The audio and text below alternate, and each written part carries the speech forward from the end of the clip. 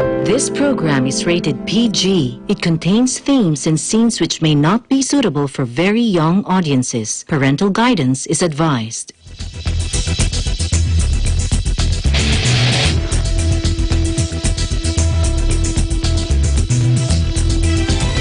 We're working to connect a region of over 600 bridges between our lands.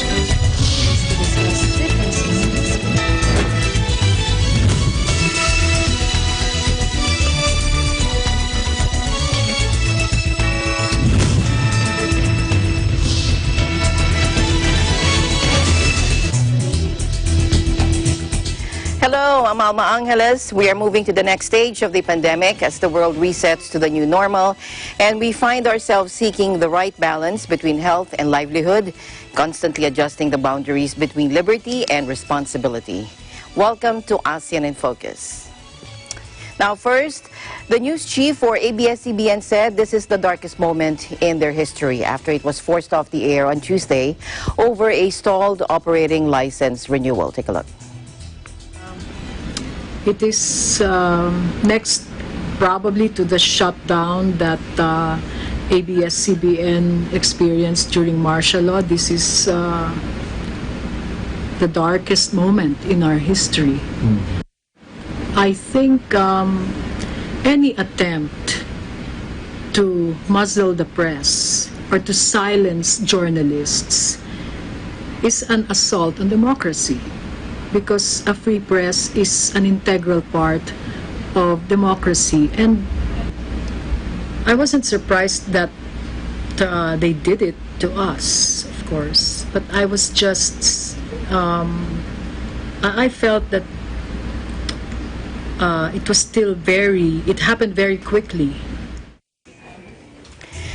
Now, Malacanang said on Wednesday, President Duterte has no reason to veto the bill granting a new 25-year franchise to local media giant ABS-CBN once it reaches his table.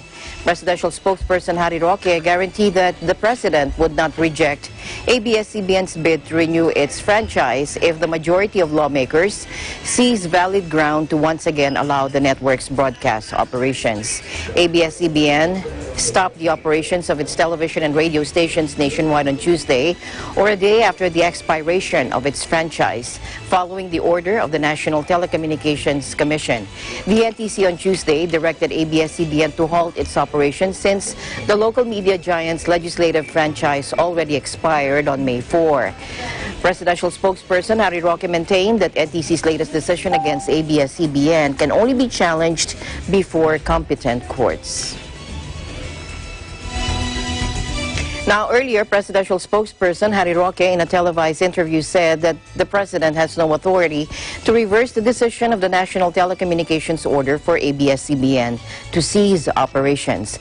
According to Secretary Roque, the president could be held liable for graft and for violation of the Code of Conduct for government employees if he intervened, noting that the chief executive could not exercise, quote, appellate jurisdiction over the decisions of the NTC, a quasi-judicial body. Let's listen in. Pagdating naman po sa National Telecoms Communication, totoo po na yung batas na nabubuo ng DICT, nasa ilalim po yan ng DICT. Pero nakasaad din po sa batas na yon na ang DICT ay nakadikit lamang, ang NTC ay nakadikit lamang sa DICT para po sa mga polisiya, no, at mga programa. Pero ang NTC po bilang isang quasi-judicial body ay hindi po pwedeng madiktahan ng DICT. Kaya po yung ating kalihim na si dating Senator Greg Unasan, gustuhin man nang sabihin ng presidente na diktahan mo yung NTC, illegal po yan. Dahil merong quasi-judicial power ang NTC, hindi po dapat pinaghihimasukan ng kahit sino. Kung ang presidente po ay makikialam dyan sa NTC, ito po ay krimen, no?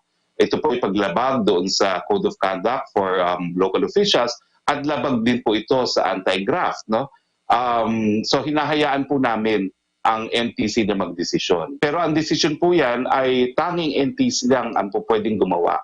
Uulitin ko po doon sa batas na bumuo ng DICT, linipat po ang NTC sa ilalim ng DICT, pero meron po siyang complete independence kapag siya po ay nag-exercise ng quasi-judicial powers. Yun nga po aming posisyon, no? Kung nagawa nilang gumawa ng resolution na nag-aatas sa NTC na mag-issue ng provisional authority, siguro po kaya nilang gawin within the 1 month na in session po ang Kongreso na magpasa na ng franchise bill ng ABS-CBN. Uulitin ko po sa mga kakampi ng presidente sa Kamara, neutral po ang presidente, you can vote as you please dahil sa mulat-mula naman po, talaga naman po hindi naman siya naghihimasok, hindi po siya nagdidikta. Nung una po, meron talagang sama ng loob ang presidente na kinimkim. Pero na humingi na po ng tawad si Ginoong Carlo Katigbak, nagpatawad naman po ang presidente. Gaya ng humingi naman ang presidente ng tawad dun sa dalawang grupo ng kumpanya kahapon lamang. So sana po makarating ang mensahe sa mga aliado ni presidente sa Kongreso. Meanwhile, Solicitor General Jose Calida on Wednesday said the grant of a legislative franchise for broadcast network ABS-CBN is solely up to Congress. The Solicitor General added that the exercise by the NTC of its regulatory power is in compliance with the rule of law. The Constitution requires a prior franchise from Congress before a broadcasting entity can operate in the country. Without a renewal, the franchise expires by operation of law. The franchise ceases to exist and the entity can no longer continue its operations as a public utility. The National Telecommunications Commission, or NTC, in a cease and desist order dated May 5 said ABS-CBN must cease its broadcast operations, quote, due to the expiration of its congressional franchise on May 4. In other news, the Manila International Airport, or MIAN, prepares for a new normal based on the guidelines set by the Department of Transportation for the Ninoy Aquino International Airport and other international and domestic airports in the country. The guidelines aim to prevent the further spread of the coronavirus disease in anticipation of the resumption of the commercial flights after the enhanced community quarantine, or ECQ, which will end on May 15. Among the guidelines are wearing of face masks when entering the airport facility, requiring everyone entering the airport complex to submit themselves to mandatory body temperature check, and strict observance of social distancing measures. MIA General Manager Ed Monreal said the management has been providing face masks to the airport workers even before the ECQ started in March. In a press statement, MIA said it purchased 2,675 boxes of surgical face masks and 4,500 pieces of washable masks to ensure continuous protection of its workers. The MIA also sought the assistance of the Bureau of Quarantine in determining what type of personal protective equipment is appropriate for its employees given their different workstations. Monreal also said all queuing points would have markings meant for social distancing, adding, quote, one seat apart policy shall be strictly enforced inside and outside the terminal building. Under the new normal, only passengers with valid travel documents and confirmed bookings for the day will be allowed to enter the airport facility. All entry and exit points shall have foot baths, while continuous disinfection of all NAIA facilities will be ensured according to the guidelines. Local carriers are anticipating the resumption of their commercial flight operations after May 15. To Thailand now, the term patient under investigation, or PUI, has been expanded. This is to intensify the tracing of potential carriers of the coronavirus. Joining us live from Bangkok is Gretchen Kusadsad. Hello, Gretchen. Welcome to the program.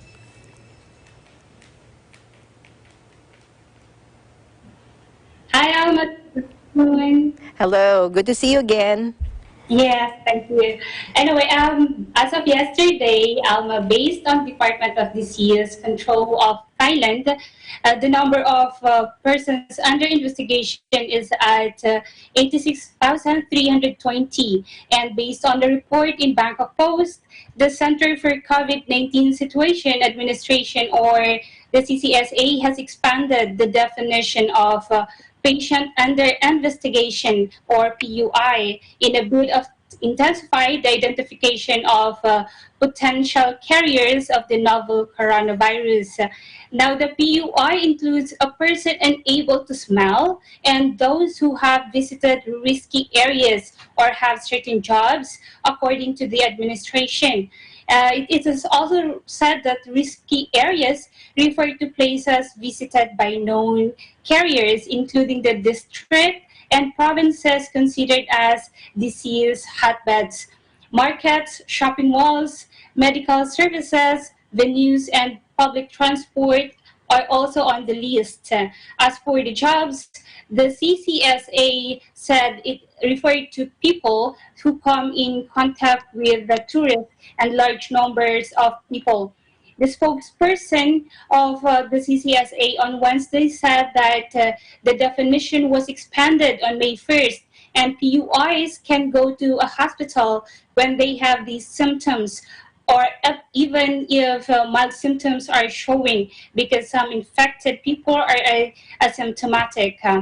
And we also have here the update for the COVID-19 here in Thailand. Additional of 3 new cases with a total of 2,992, and 11 discharged from hospital with a total of 2,772. And we also have 165 who are still in the hospital and 55 deaths. Back to you, Alma. All right, Gretchen. Research on the medical field is ongoing in all parts of the world. Over there in Thailand, what is the latest research on the coronavirus? Yes, Alma, here in Thailand, according to the Public Health Ministry, trials of a potential coronavirus vaccine on animals has yielded satisfactory results. Department of Medical Sciences Director General Opart Kanwawimpong said that the tests were conducted by scientists of Chulalongkorn University in collaboration with researchers from Sri Raj Hospital, Ramatibudi Hospital, and several regional hospitals. The team has developed what it hopes is a DNA vaccine and administered it to mice in lab tests. In connection to this, Alma, the Department of Medical Services, the Medical Sciences Director General, also added that the inoculated mice have created antibodies that look promising, and the team will conduct further testing before any human trials. Alma. All right. Thank you very much, Gretchen. Stay safe, stay healthy. Thank you for your time. Much appreciated. Likewise, Alma. And thank you very much. This is Gretchen Said, reporting from Bangkok, Thailand. We live in interesting times. Okay, let's go over to California, Sacramento, California to be exact. Joining us live is MJ Racadio, and he will tell us the update over there in California on reopening of the economy. In what stage are you in now? MJ, hello. Hi, Alma. Good to see you. Good to see you. This coming Friday, yes. Starting May the 8th, it will be a stage 2. Okay. Now, with that said, with the stage 2, it actually allows gradual reopening of lower risk workplaces with adaptation including bookstores, clothing stores, florists, and sporting goods stores with modifications. Now, according to Governor, also announced his new framework to allow counties to move more quickly through stage 2 if they attest that they meet the state's readiness and criteria, and state announces accelerated action to secure contact tracing capacity. Now, according to the governor, millions of Californians answered to call to stay home, and thanks to them, we are in a position to begin moving into our next stage of modifying our stay-at-home order. Now, Governor Newsom, but make no mistake, the virus isn't gone. It's still dangerous and possess a significant public health risk. As we move into the next stage of reopening, we will do so with updated guidance to help qualifying businesses make modifications needed to lower the risk of COVID-19 exposure to customers and workers. So, and it says Californians should prepare now for that second stage of reopening. So if you want to know more about the state report card, you could go ahead and visit california.gov.ca. So what do we see opening on stage 2?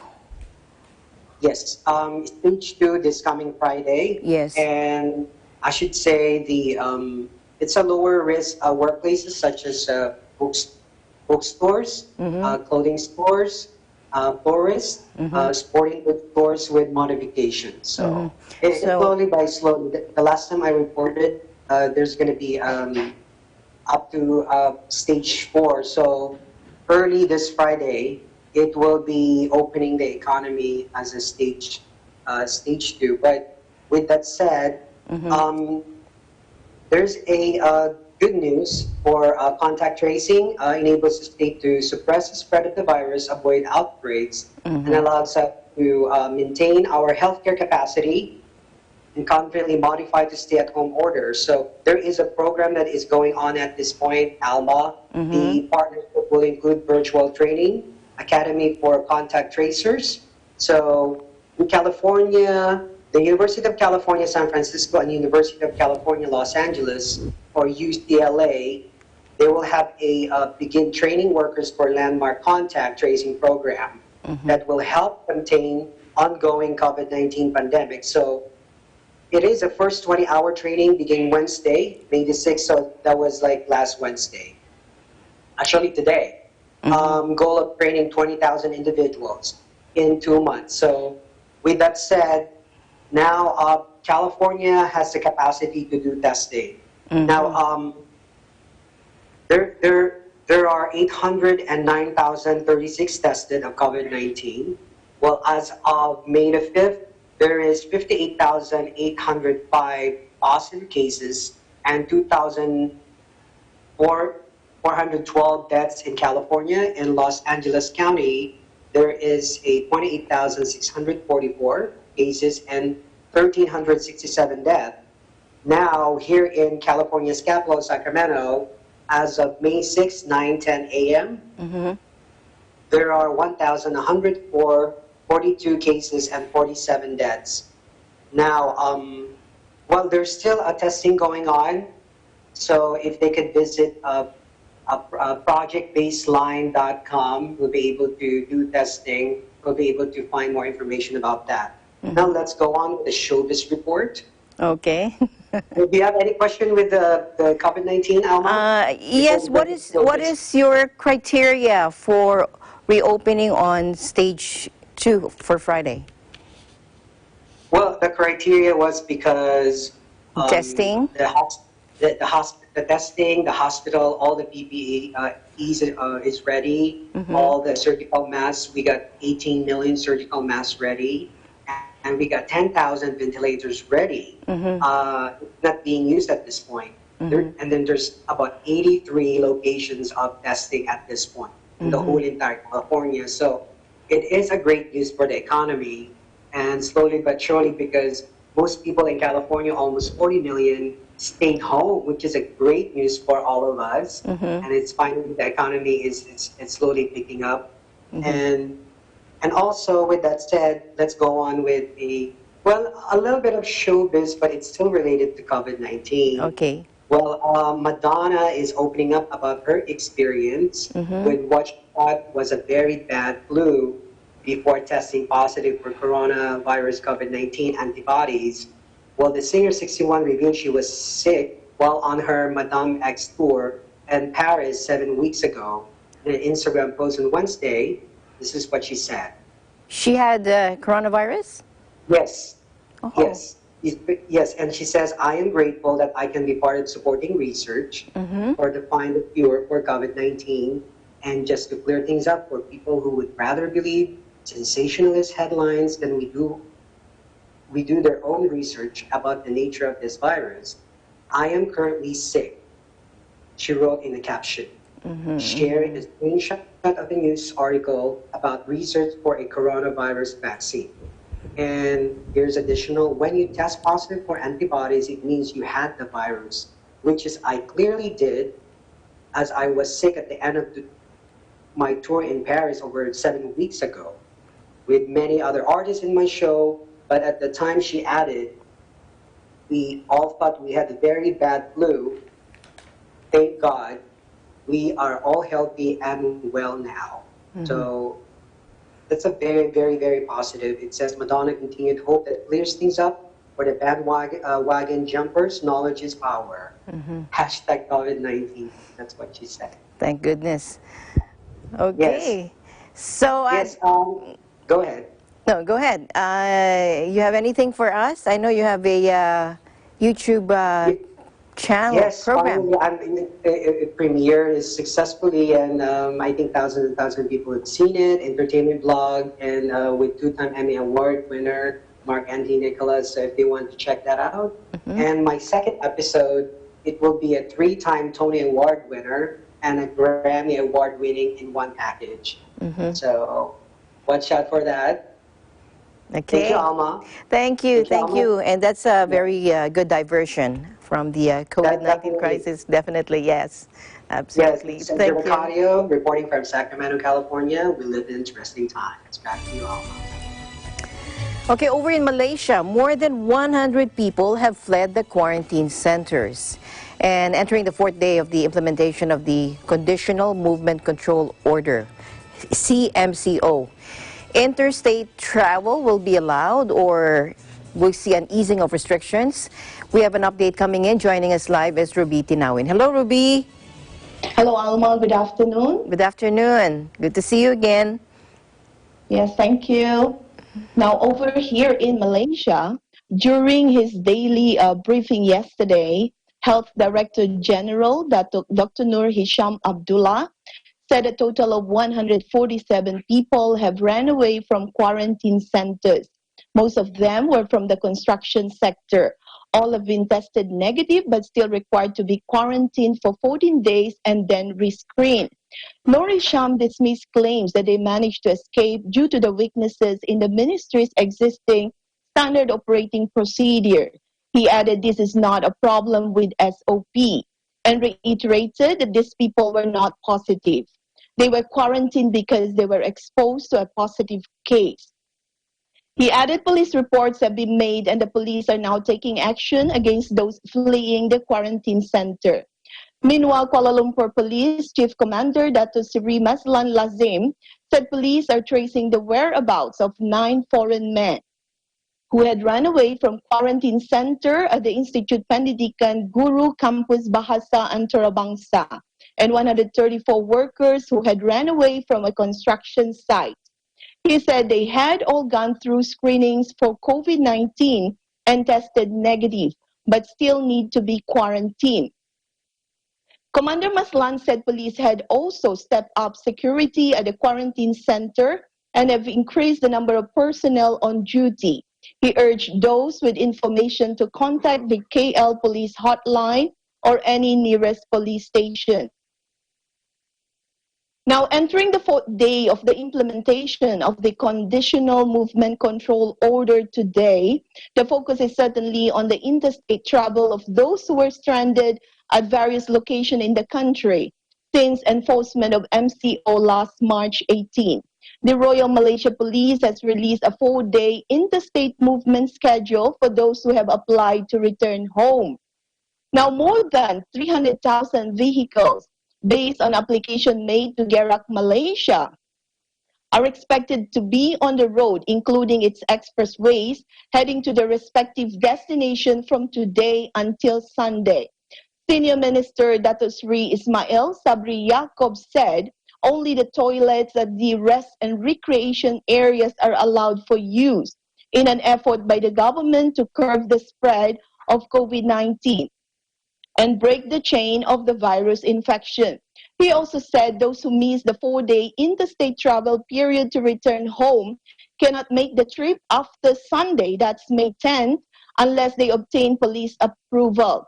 Ismail urged those who wish to travel home to not miss the opportunity to do so. Because once interstate travel ban is enforced again, it will be up to the discretion of the police to allow them to make the journey. The situation is expected to create congestion on expressways. Motorists were advised to give priority to safety by exercising courteous driving to avoid any mishaps on the road, while observing the stipulated guidelines and SOP issued by the Health Ministry to avoid COVID-19 infection. Meanwhile, police workers can undergo, or foreign workers rather, can undergo free tests for COVID-19 screening just like other employees if they are registered with the Social Security Organization or SOCSO and are industries already allowed to resume work. Human Resources Minister Dato Sri Saravanan announced yesterday. Just 3 days ago, Senior Minister Dato Sri Sabri Yaacob had announced the government's decision to require all foreign workers in the country to undergo COVID-19 testing, with their employers to bear the screening costs. Saravanan explained that SOCSO offers such free tests via the Prihatin Screening Program, or PSP, which is a program that had started COVID-19 screenings since April 27. This screening program is carried out by SOCSO-appointed service providers in 39 locations nationwide. Saravanan said the application for the free screenings can be applied for as an individual or as a group. He said the COVID-19 test results are confidential and will only be known by the employees themselves, the service provider, and SOCSO, noting that the result will only be available through the private profiles of registered employees in the PSP portal, regardless of whether the tests were done individually or as a group. He said, and I quote, "If the results are positive, the service provider will send a notification to the Health Ministry of Malaysia for further action." The Home Ministry had last year said that the Immigration Department of Malaysia's record showed that the number of foreign workers who were given valid and active work passes was at 1,994,566, or over 1.99 million, for a period from January 1st to October 2019. In another news, at least 10 hotels in Malaysia have shut down permanently in the last few weeks due to the impact of the coronavirus pandemic, sparking concern about what the future holds for travel and tourism players. All the hotels were forced to shut from March 18, when the country started to implement its movement curbs nationwide, which barred most businesses from operating. The closing of borders by Malaysia, including airports, has stopped the leisure industry in its tracks. According to the Malaysian Association of Hotels, MAH, as of the end of March, at least 2,041 hotel employees had been laid off, while 9,773 were on unpaid leave, and another 5,054 took pay cuts. Despite the lingering uncertainty, thousands of operators are trying to survive the shutdown. Malaysian Association of Hotel Chief Executive Officer Yap Lin Seng said that based on a survey of 324 hotels, 15% said they might consider closing down permanently, with 35% considering a temporary closure. He said 93% of the respondents said their hotels needed a minimum of 6 months wage subsidy to stay afloat. He told in an interview that hotels were looking at potential losses of 3.3 billion ringgit from room revenue alone for the January to June period if the MCO had ended on April 28, and far worse if it was extended.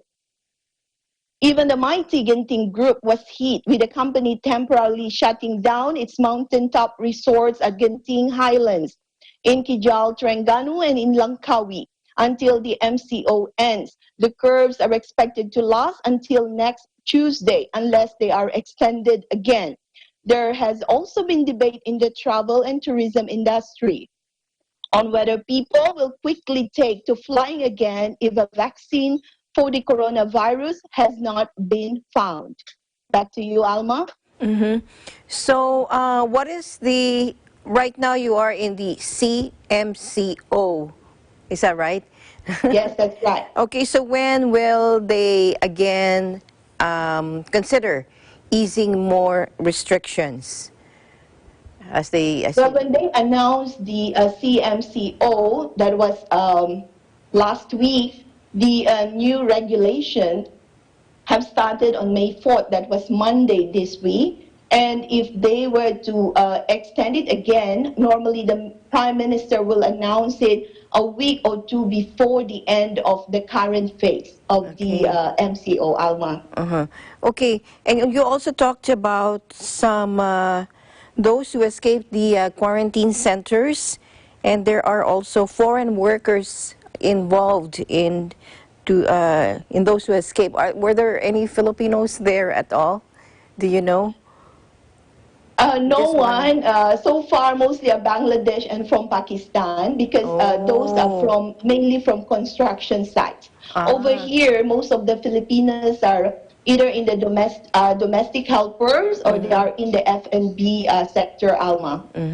Okay, so what is the government going to do about these escaped workers from the quarantine centers?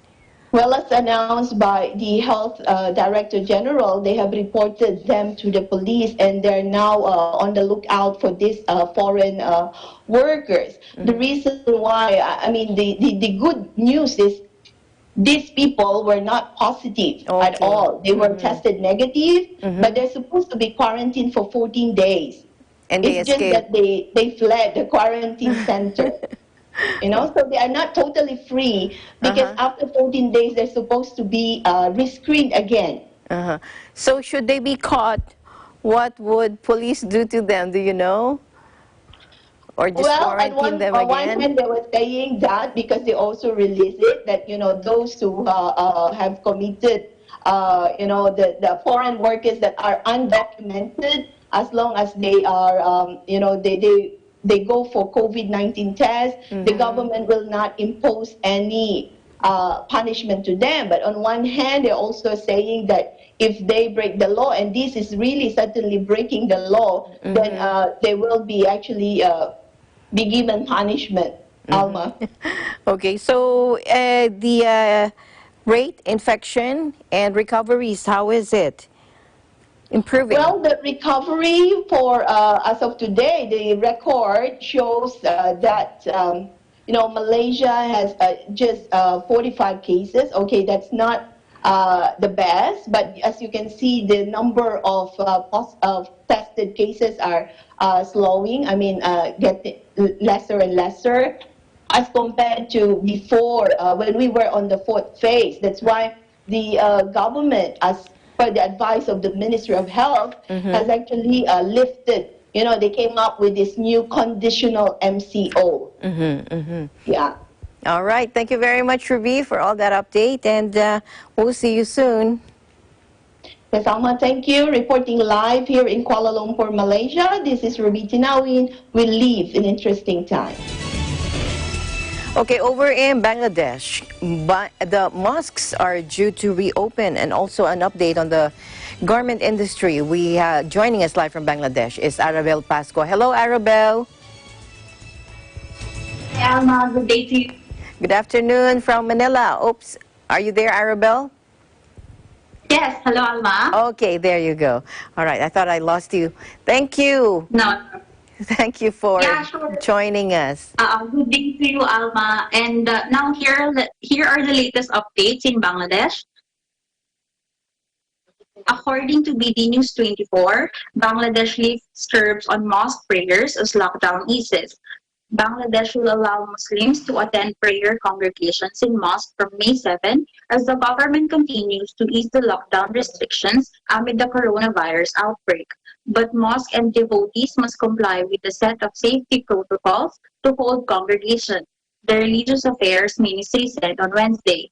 In keeping with the hygiene rules to reduce the risk of contagion, mosques are not allowed to use common carpets for prayers, while devotees are required to carry individual individual prayer mats from home. Places of worship must be cleaned with disinfectants before every prayer session, 5 times a day. Mosque must also install hand washing facilities equipped with soaps or provide hand sanitizers at the entrances. Worshippers must wear masks to the mosque while maintaining a space of at least 3 feet between each other when they line up for the prayers. Children, the elderly, any sick person, or those engaged in treating the sick will not be allowed to participate in congregations. Meanwhile, mosque leaders are not allowed to organize iftar gatherings or sehri on mosque premises in line with the social distancing rules. The ministry warned the public that a failure to comply with these guidelines will be met with legal actions. In addition to that, Alma, um, ready-made garment workers protest over arrears and lack of safety measures. Workers of at least 5 apparel factories on Wednesday protested to demand their due wages and expressed their worries over a lack of safety measures and more.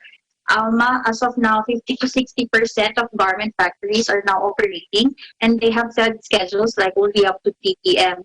In addition to that, Alma, COVID-19 cases continue to spike in Bangladesh. Confirmed coronavirus infection cases have crossed the 11,000 mark in Bangladesh as the country recorded the highest single-day cases with 790 more people testing positive in the last 24 hours. With the latest figure, the number of total confirmed cases jumped to 11,719.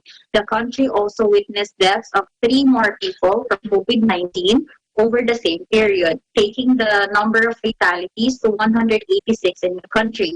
The recoveries of the said virus is now 1,402. Alma? So one of the more important industries in Bangladesh is the garment industry, being Yes. 80% of Bangladesh's $40 billion in annual exports. How is the garment industry now?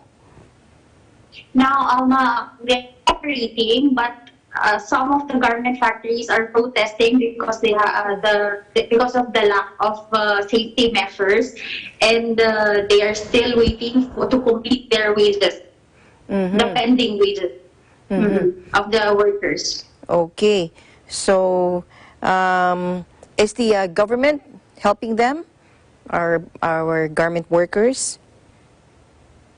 Yeah. As of now, let me get back to you on that, Alma. Okay. Yeah, Okay. let me get back to you Yeah, on that, Alma. we're interested on the garment industry of Bangladesh. I'll wait for your update on that. Thank you very much, Arabelle, for joining us today. Thank you so much. Thank you very much, Alma. Okay, thank you very much, Alma. Reporting live from Bangladesh, I am Arabelle Pasqua. We live in interesting times. Indeed. ASEAN in Focus, we'll be right back.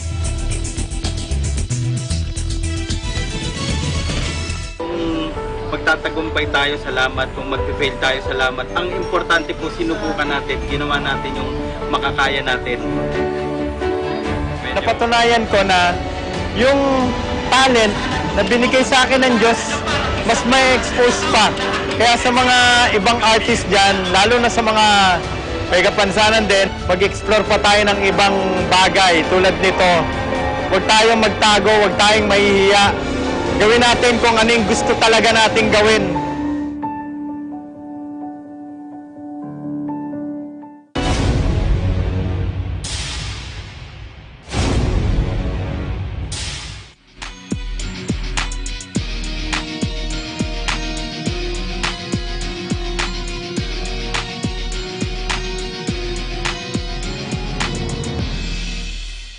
This program is presented by SMC Infrastructure, building a better world. Sanmig Sugar-Free White Coffee, puno ng white coffee taste without the sugar, kaya lower calories. Try mo na, Sanmig Sugar-Free White Coffee. Sarap ng white coffee, now sugar-free. Vet-approved Nutri-Chunks, the only premium dog food with active boost for optimum energy and prebiotics that help strengthen immunity. Just like Catherine Bernardo, gawing listo ganado ang fur babies nyo. Listo ganado sa Nutri-Chunks. Co-presented by Kubert, expert in air conditioning and electromechanical. Also engaged in structural, electrical, fire protection, plumbing, and sanitary services. Kubert, your ultimate MEPS and air conditioning solutions. Vita Herbs Philippines Green Coffee. Masarap, mabango, at healthy pa. Canrib Corporation, your ventilation and air conditioning specialist. New San Jose Builders Incorporated. Unlad Incorporated International. Fight against global poverty. In participation with Rain or Shine Elastomeric Waterproofing Paint. Color for protection for your home. Matimco. Matimco is wood. Wood is Matimco. R Square Variables Incorporated.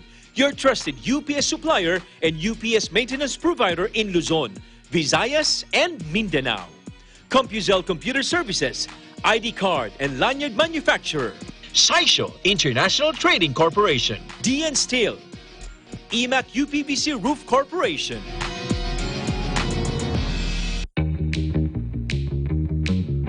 Hey, Gretchen Ho here, and I'm a white coffee lover. Creamy kasi, and very yummy. Pero mas masarap kung hindi nakaka-guilty. Check my new discovery, San-Mig Sugar-Free White Coffee. Puno ng white coffee taste without the sugar, kaya lower calories. Try mo na! San-Mig Sugar-Free White Coffee. Sarap ng white coffee, now sugar-free.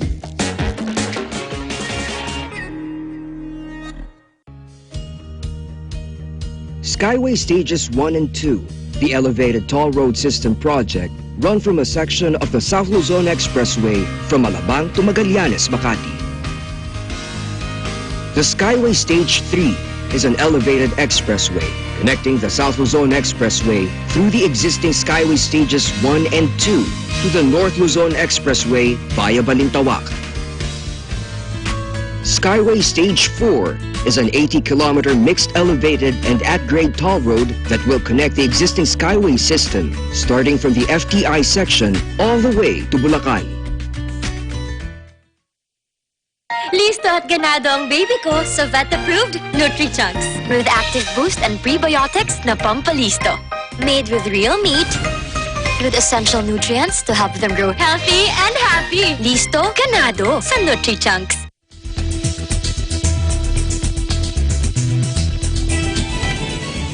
Welcome back. Indonesia's economy grew in the first quarter at its slowest pace for almost 2 decades. And economists warned the coronavirus crisis would likely deal an even greater blow in the next 3 months. Southeast Asia's biggest economy grew 2.97% in January to February, the worst rate since 2001 and well short of the 5.07% in the same period last year.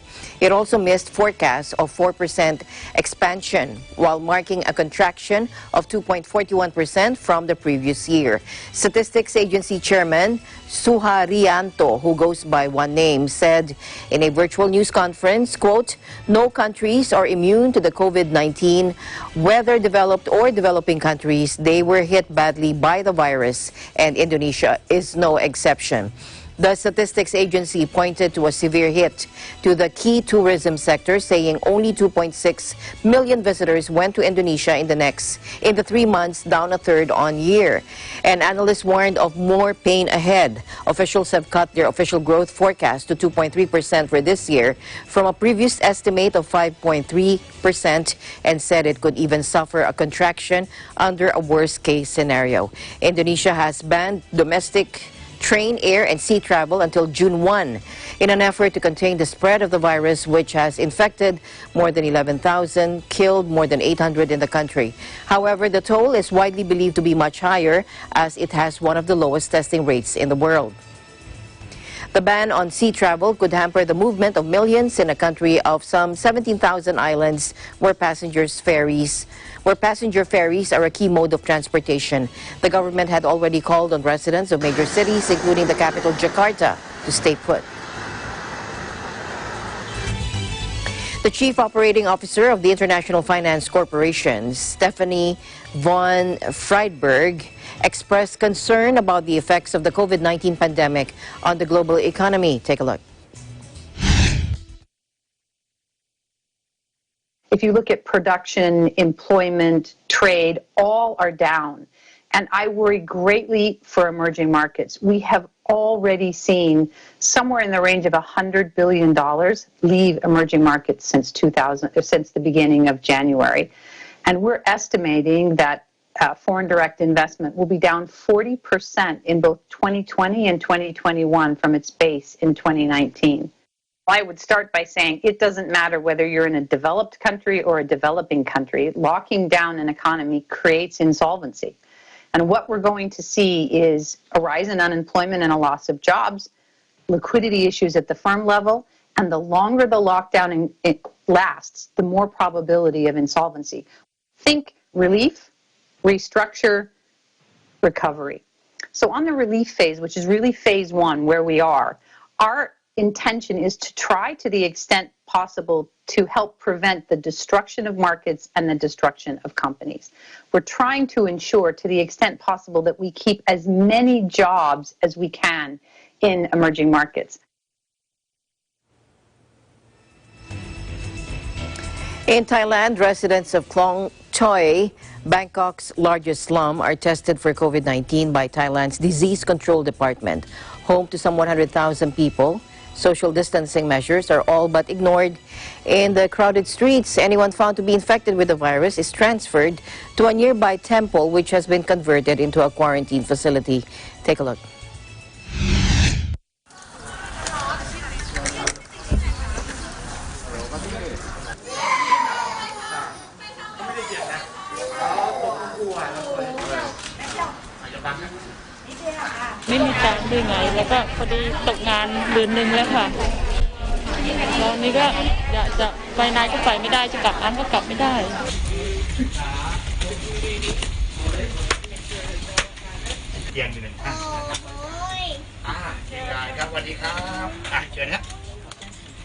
ชุมชนคลองเตยคือเป็นกลุ่มคนที่เขาเรียกว่าด้อยโอกาสนะครับนะเข้าถึงระบบบริการที่ไม่ดีนะครับแล้วก็มีเรื่องของสภาพสิ่งแวดล้อมที่อยู่เนี่ยไม่เหมาะสมเพราะฉะนั้นเราก็เลยคิดว่าเป็นสิ่งโอกาสที่ทำให้เกิดการแพร่ระบาดเนี่ยได้มาก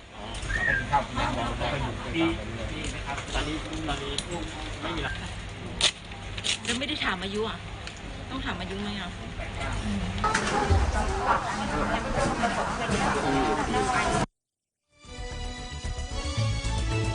And finally, in our news, youth leaders in a Philippine village are reminding residents to stay home and observe physical distancing in homemade costumes of the Star Wars icons Darth Vader and stormtroopers, sending positive vibes to quarantine-weary residents amid the coronavirus lockdown. Take a look.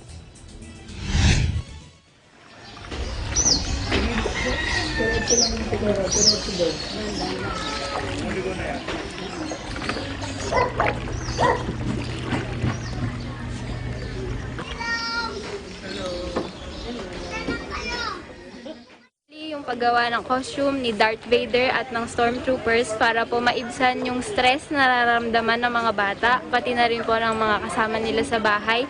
At para naman po mabawasan yung pag-iisip nila sa COVID, lalo na po ngayon nasa quarantine po tayo. Umuwi na. Siyempre, gusto namin para matanggal yung stress. Hindi lang yung puro takot. Kailangan may kumbaga sa may katuwaan din.